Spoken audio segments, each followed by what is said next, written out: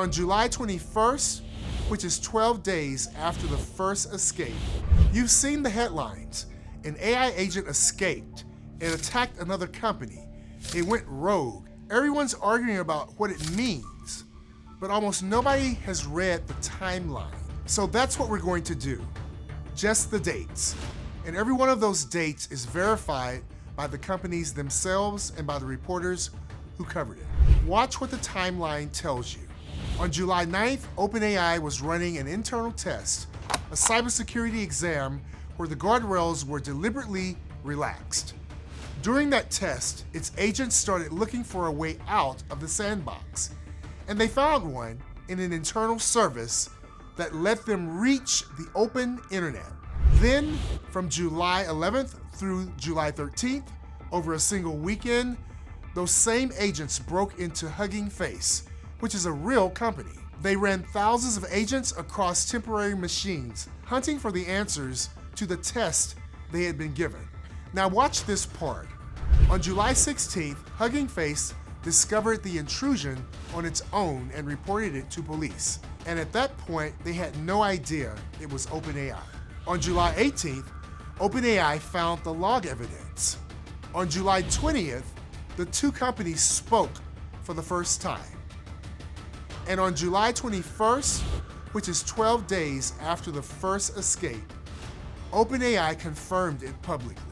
That is 9 days from the breach to public confirmation, and the victim knew before the operator did. Here's the part your board should sit with. No law required OpenAI to tell anyone. The disclosure threshold in the new state laws are set so high, this incident didn't qualify.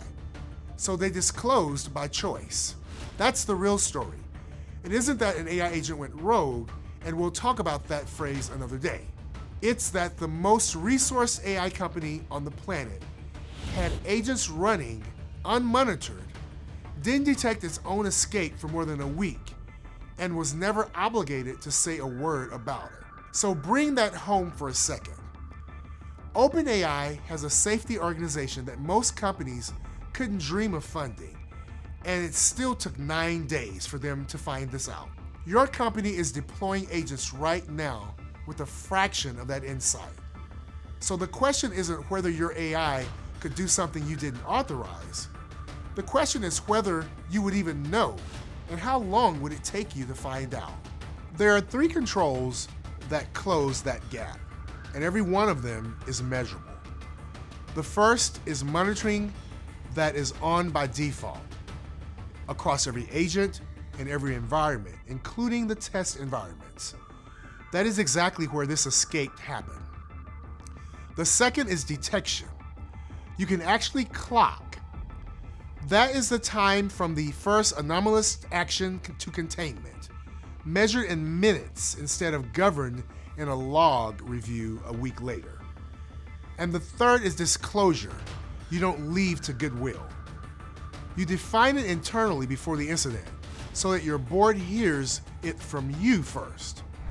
At the AI Audit, we're working to build the way to measure all 3 so you know how big your gap is before the incident tells you.